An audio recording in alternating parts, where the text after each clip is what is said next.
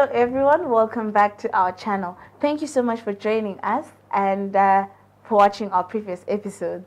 Before we go any further, I'll ask our panelists to introduce themselves, starting from my left. Hello viewers, my name is Fuamiti Daniel. My name is Claire Tsukada. And I am Ashita Tsukada. And today we'll be discussing part 2 of A Foretaste of Heaven. So on our previous episodes, we did discuss how prayer was an important part on the subject of choosing a life partner. But we forgot, or rather, we chose to discuss how much parents are supposed to be involved in the choice of a life partner today.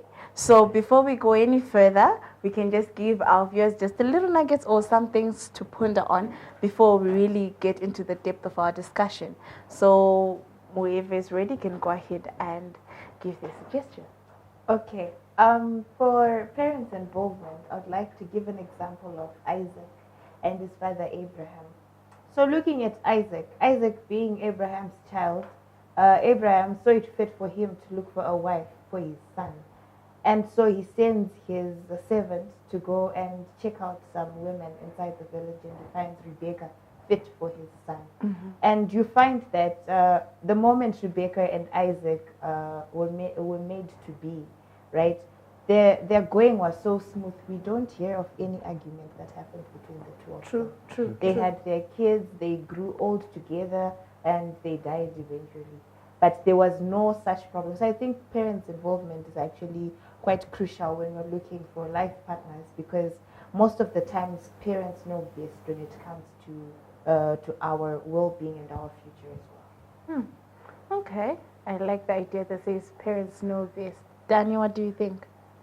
My thinking might comes with some questions on parents' involvement. Yeah, as people say, we should involve the parents in selecting the one that I'm going to stay with for the rest of my life, right?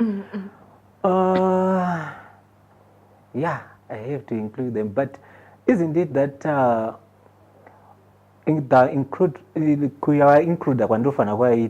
it's like when I was growing, they were telling me what to do and what not to do, right?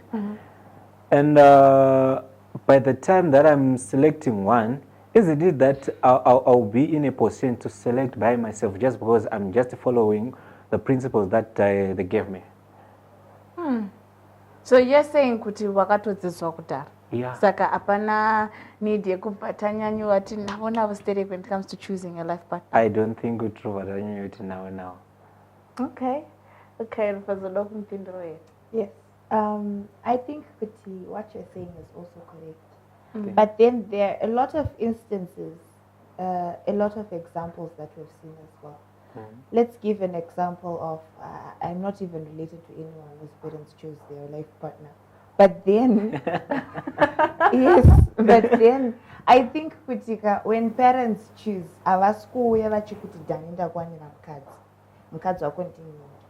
they can give you my pointers.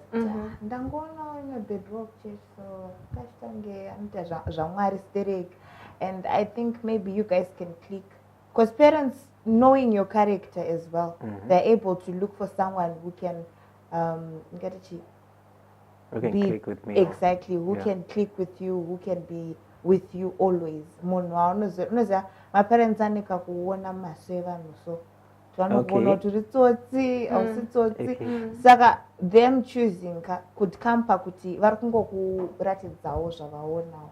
It's not like they're actually coming with a person. And then as for you now, you can also go with your girl and then you introduce them to your parents. Your parents will just give you a few pointers of what they have seen from that girl.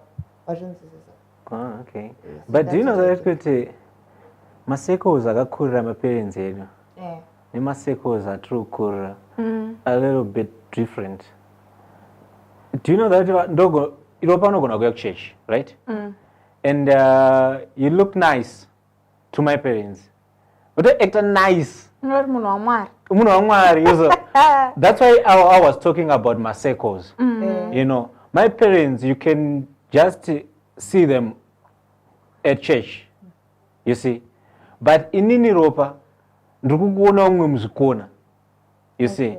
And then they recommend me, they can't just come to me and say tora ropa, you see. But they'll come netumwe tuma-strategies kuti but hamutomboone vana ropa and so forth, you see. Vanengaona the goodness of you tiri pachurch. But inini manje ndiri kunyatsokuziva muzviseko paUZ ropa tiri kumbosangana muzvikona, tiri kumbosangana mutauni muzvikona, you see. Ndinonyatsokuziva kuti no, this one ka I don't think that I can. So maybe if they give you a point at Ndonta Ropoyo, you know, kakuona face value is not always the best. Yeah, because not always, parents are not always correct, and they are correct. They are very correct. Okay. And yes. But then there sometimes everyone has it where we just falter. Okay. It's not always correct. Pane patinombokanganisikawo kuona. Yeah. Saka maybe vanenge pamwe kuona kwawo her goodness, the person, and maybe vanenge vaona kuti munhu anofarira Mwari, munhu like anenge afitawo matikawo mabhokisi vanenge vachida pamurora wavo vavari kuda kumba kwenu. But iwo nekuti wamuonawo muzviseko kungovavhurawo maziso kuti ano after church anodaiso munenge makuonesanawo zvirinani. But guys, inini maonero angu ndeyekuti principle is principle, guys. Yeah. Kudhara zvaitwa kuti okay, handizivi kuti zvichiri kuitwa mazuva ano here, but zvainzi kana iwo dhani wafarira musikana, handiti zvataitaura pakoshi pape kuti kana wafarira munhu wakuenda pakunyatsoverifya kuti ndo zvacho zvandinoda kurarama nazvo here. So mapa stage iyoyo you bring your girlfriend over kumba, handiti and how she carries herself paanouya pakwenyu would then determine if she ticks the boxes or not. She may even do everything correct in terms of kadyiro, because kuna anotarisa mannerisms, handiti pataseta table panapo atanga kutora chikafu ndiyani, kana akaita kutanga kutora chikafu zvako hazvichaiti. Pabikwa sadza racho ramuri kudya, abika wacho ndiyani, abika sei achisiya poto yakaita sei, so zvichose zvichimakwa kutarisa character yemunhu. Now I'm not saying that's the best way of doing it, but it was right through kuitira kuti vaone haana kuspenda like 3 days naye sezvawakaita kanospenda mayears naye muchidata zvokuti iwo watoinvesta uchitoti she's the one, kwavari vatotarisa kuti mamenas emunhu uyu anoita here ende nyange akabhilivhisa they are still able to talk to aite kwankuna mbuya vedu so mbuya vambuya vangu mbuya vangu gogo kuna mai wangu handiti ivavo vaiti kana pakauya mukomana kumba handiti vaitarisa vaingokutarisa kukutarisa so vaigona kudza kuti huma yadhani, huma iyo ndikuudza huma iyo ichachema chete mukomana nehashwa.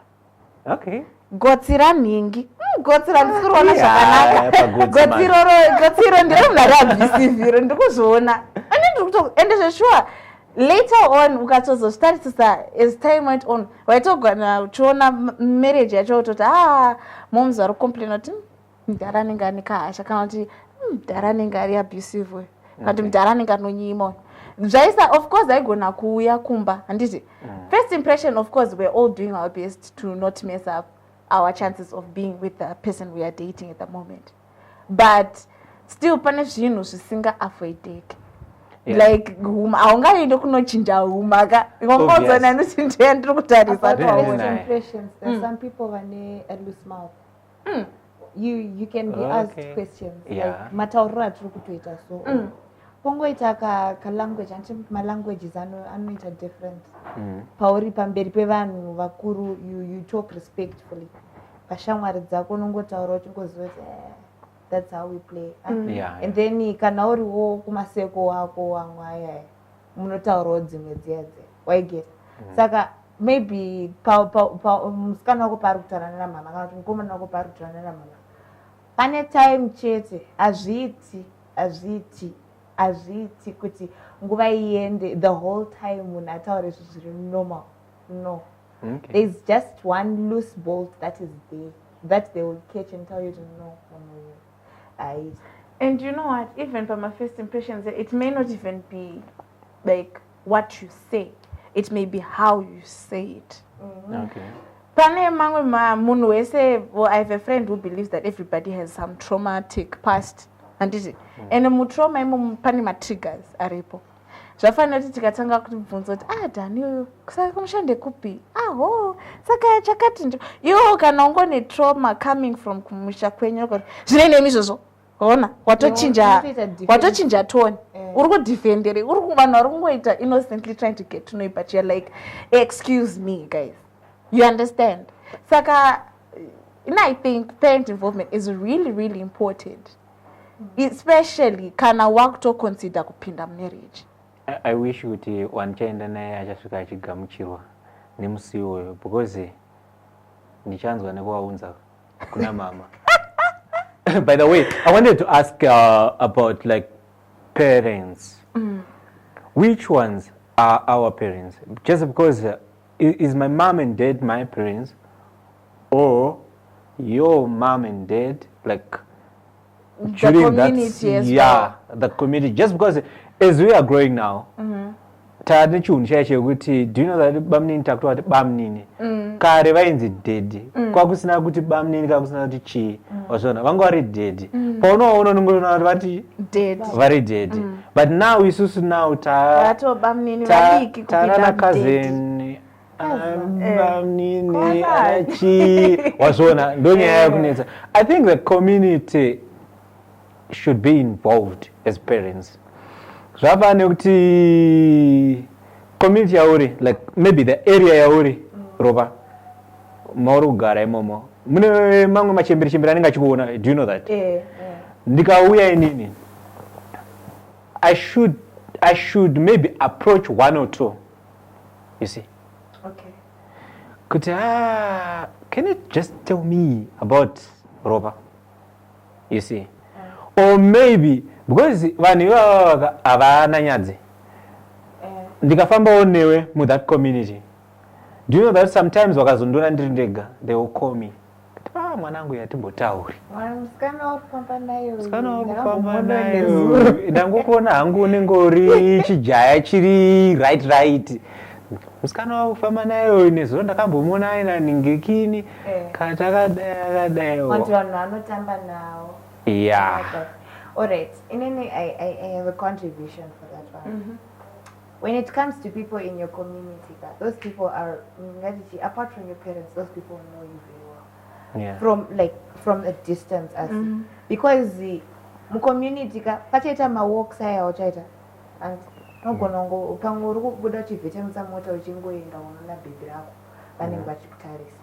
Bhebhi rako pauchaya naro riri mumota pamwe wakanga zvinhu kumba asi yari mumota vanenge vakakutarisa. Makati muri kuenda out for a walk vanenge vakakutarisa.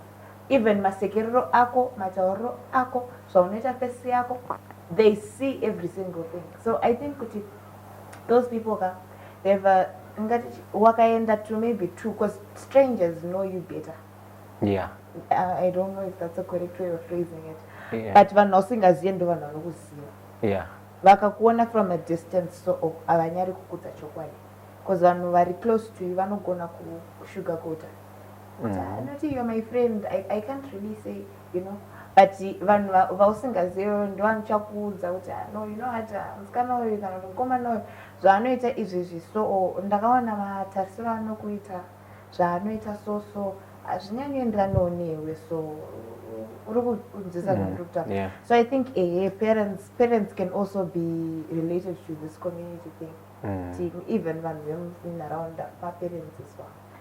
Plus you know what, let's not also what can I say, let's not exclude other kids who are out there, other people, my youth says, who don't have parents that are alive.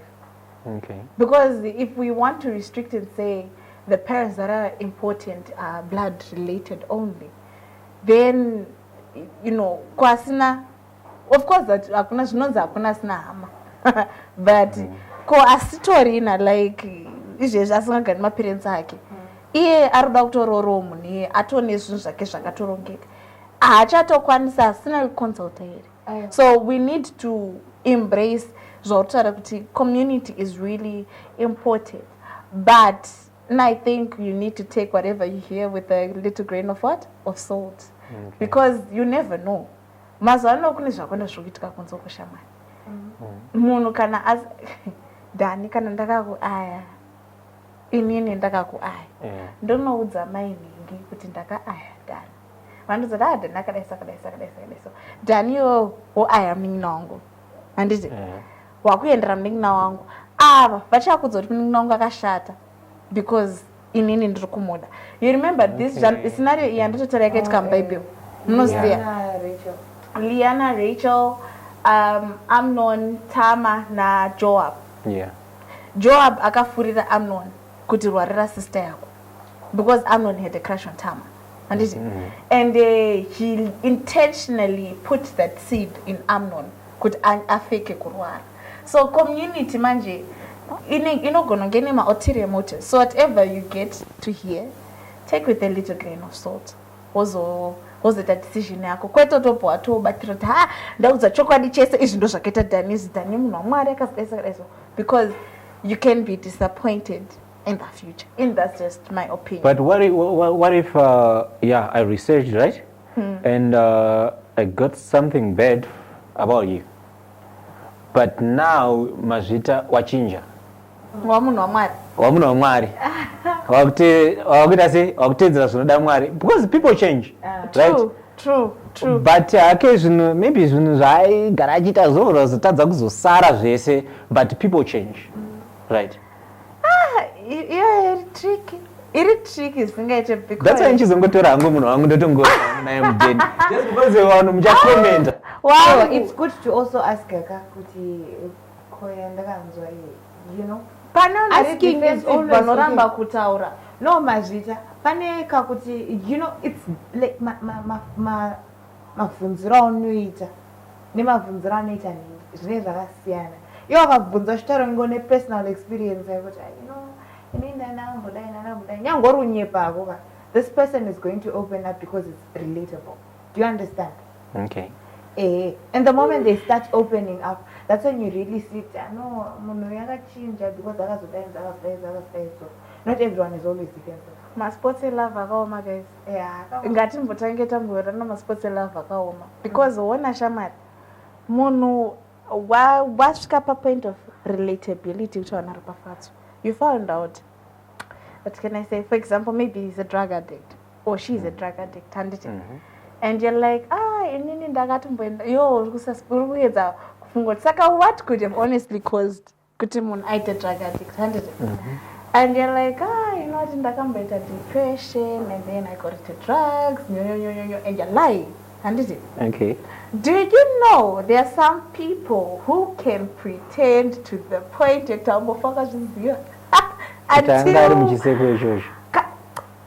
kunyepa nezviri pachena Dhani kwatomboti ozoti kune kunyepa kwekuti maybe ndikatingoisawo benefit of the doubt oti pamwe arita chokwadi pasita kumwe kunyepa kuti you know this is a white lie, like right there munhu ari kundivharawo.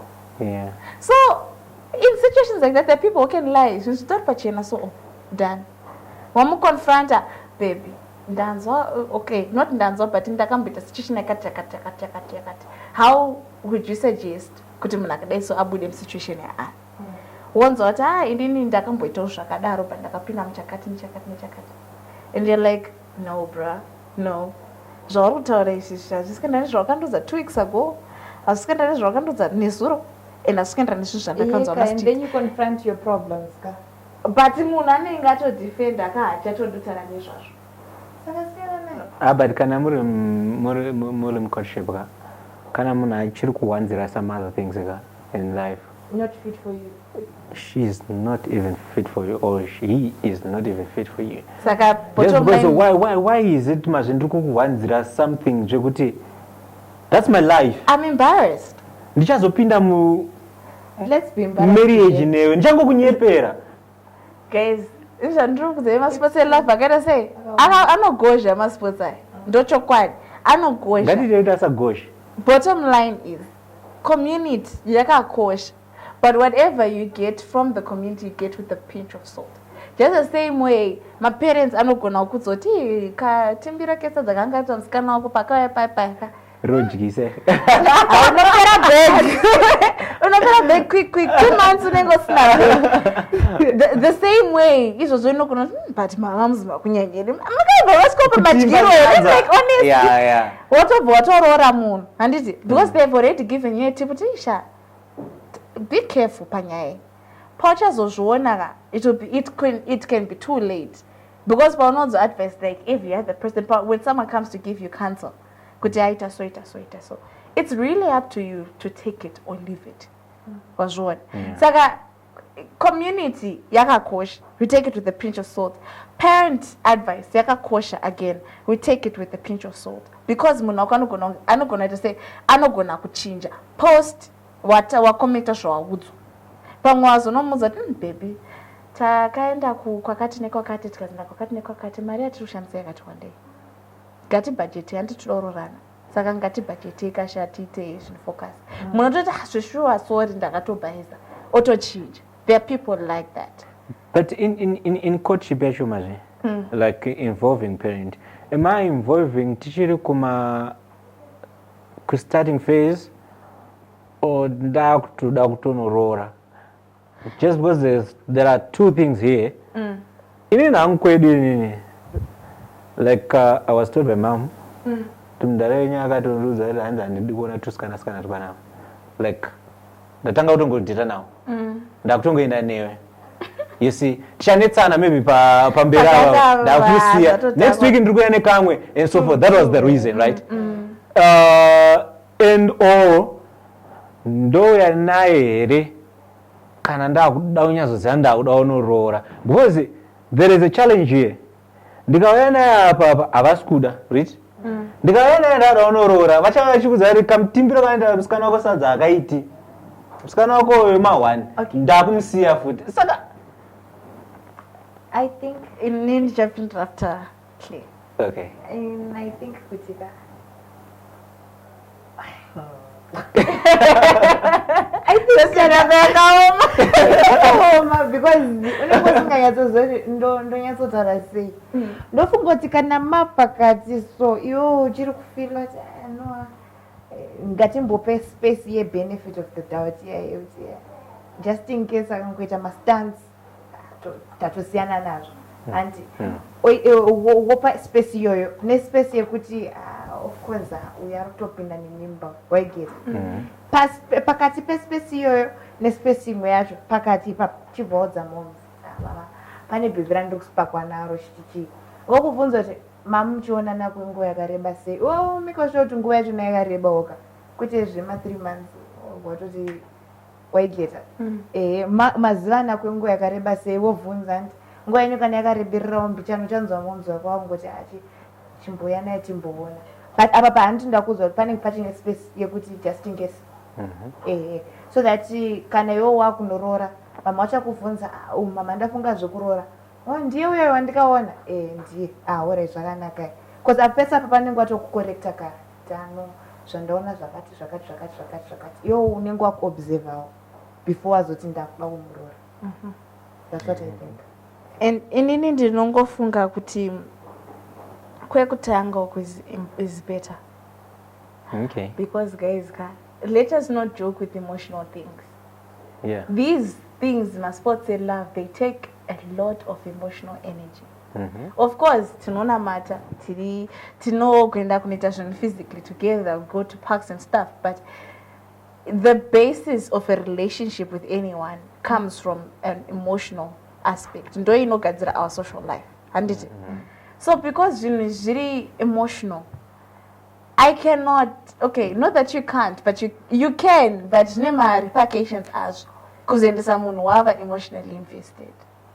Yeah. Because musi wazvinodhakwa dhanika ndoda makurwa unorira wangu Urikupinda magumbezi nebhutsu. Ukaona nebhutsu zvechokwadi uchipiwa porridge uchibata semugwere because anokumira fine masipotsa. Yeah, pane chemo. Because uchauya naye handiti pamwe toti pamwe wakuya naye wachiwa kuda kuroora mama wako okudza kuti for example anogona ti hama yako but ndaneti shamwari haungaone tete vako kasha aivope ukame vatofanomwesa taura navabeki because umukama so uri kure hama dzangu ozodzadza iyama yedu aiwa umwe usekuru mbuya uchinga timbosiyane munenge mune option yekuzviignore handiti in the name of I didn't know but kune kwazinozocomplicata zvinhu kumberi there's that choice. Another thing, unogona kuzimaoko pane wobvati pamwe you're non-SDA handiti and you're dating non-SDA ndouya unomati kwaitwa mariro toda kunorova makuva and I'm like babe I can't come and you're like but babe muri yo ndonana tete makoti stuff and I'm like babe I'm not coming. And you're like, but my family, urutono tatotanga ka Discord. Yeah. And izo zvinenge zvatova kuti mama wakachitoti ngawi hasi ndiye kwaura. Ngawi atibatsire. Hati akasiri ndiye kwauri ati ndiye kwandiri munashayo. Saka ngawi akupe emotional support kunamo. Saka kuti achizoramba zvinozonetsa. Saka that period ka inozonetsa futi kuti kana zvinhu zvazobaiza. Mugozoti you know what 3 years dzebidzira. Dzainakidza but ndakuenda dzinonetsa kuiriza ngoye inonetsa kuiriza saka it's easier kuuya nayo usati watombotanga kumbogaya zvakawanda uchingoyo kana wazongotanga kungoita mathoughts pamwe anogona kuita ungozongobvunzwa mama asita kuya kumba but muchimona from a distance what do you think azodaisa what do you think I think izvozvo zviri right. Yeah, you need to answer this question that Yandaunza Mudare again. I think Kumtanga, as you said, I think locally proper. Why I'm saying that, in the family, pane one or close nae, in the family circle. Then siruda angutara nezvana mainini nezvana bamukuru nezvana shishi again. Just buziramba. But I might be very close to my mom. You see. She knows everything about me. Am I dating? Am I not?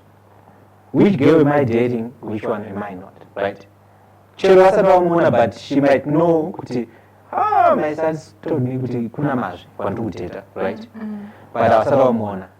Wachazoda umuona. Ndizvo. Saka pama early stages, ndo pandichauya because ndine good relationship now. I might have good relationship nabamnini nabamkuru, you see. These are the parents again. You see. I think ndofana kutora ndoenda kune munhu wandingazoziva kuti tuyasa sei tuwirana even though zvikarambira ikoko it's fine wazona ndozoti ndakuma ndaukaridza ka 5000 kangu ka 1000 kangu ka 175 yes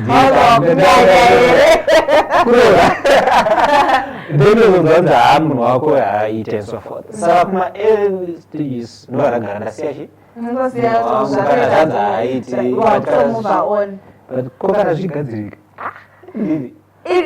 that's what I'm saying kuti kana uri kuzonzwa zotsurwa kunzi dani ndaona tiri ine church setup ndaona family yangu ita master nachale wakati unoda master but amen izvozvo then will give you a question much but why munhu kana wogadzisa wogadzirisa kana usingagadzisiki wakusiya usati wava emotionally too invested kusvika papoint yekuda kuroora apa ndiuya nachimaudza ndiri kuda ningirine kana ndiuya nachimaudza ndakuda naningirike uri kuenda uchimaudza kuti ndiri kufunga kuda because ukaenda uchiti ndakutodanana nemunhu wato emotionally invested the process yakakura mazvi hatinori tikaitedzera this process inini I think kuti zvamotaura zvese zviri correct asi niniwo futi ka ndatotaurawo zviri correct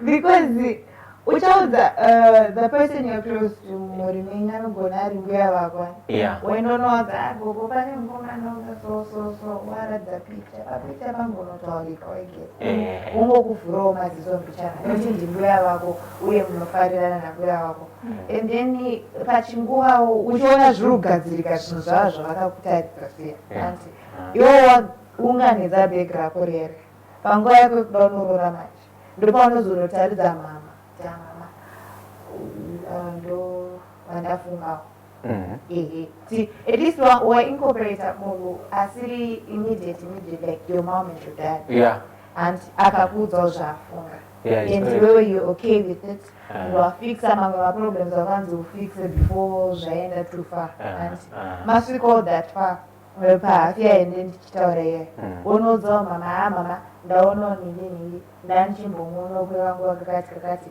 anenge anondifadza mwoyo wangu mai wako ngoti achi ebo ndinoere anofadza mwoyo wangu ndo mabhazi kachiwa ukotongonovaudzaga and then woti it's okay udzachi musikana kuno musikana oenda vokuudzawo zvavafunga pachispesi papo and by the time yaunonganidza bag you should be having my opinions akawanda and amunenge mafixa off it. I mean, I agree with all of you, and especially the fact that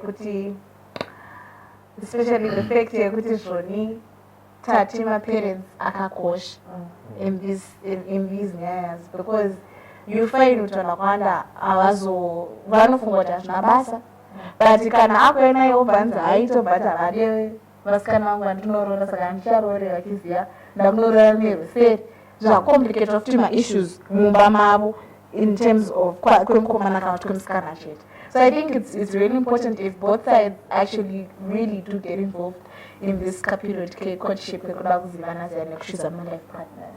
Thank you so much, guys. Maybe we can give our last contributions if you have anything else to say before we end the show. Yeah, and then I just want to say akaprocess kakakura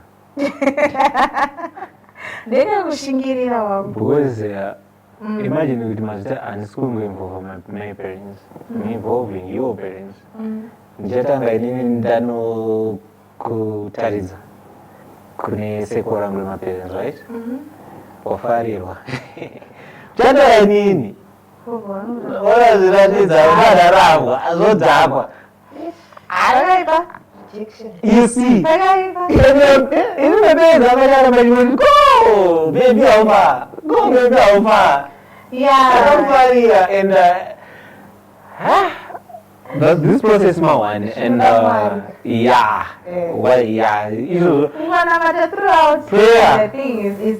namwari I think ndo masport acho paanotongoperera ipapapa so that kuti mwari anongokupa the right one and the parents will accept or the one and I just was the one uchachoose munhu andase anofollow what God needs and like anowerenga is the Bible says kuti vakakomborerwa vanorava you see saka akarava and then achazivawo zvinoda shoko ramwari and then inini ndikaravawo ndoziva chi zvoda shoko ramwari so pandichazonomuchoose inini it might not be complicated kuti inini ndizonomuratidze kumaparents angu and then kumaparents ako saka if we include God first and then maparents ozoteera I think the flow inongobva se tichitongobaya takadaro.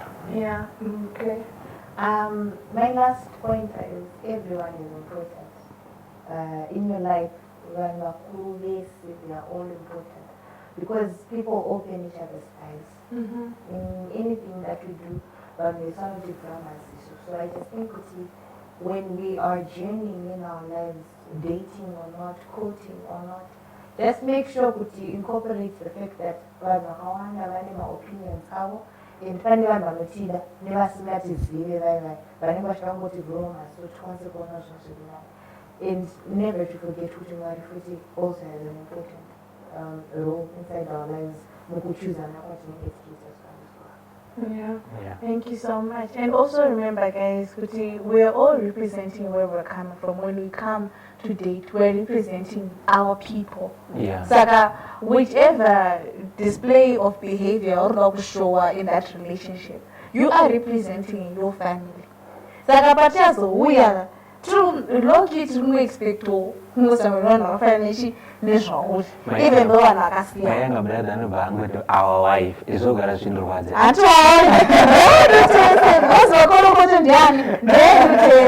at the end of the day, it's a really important fact to know we represent our families wherever we go. We are our people. Pandiri so ndakato represent nedzinza rekwedu. Ndakato kwana nderewani.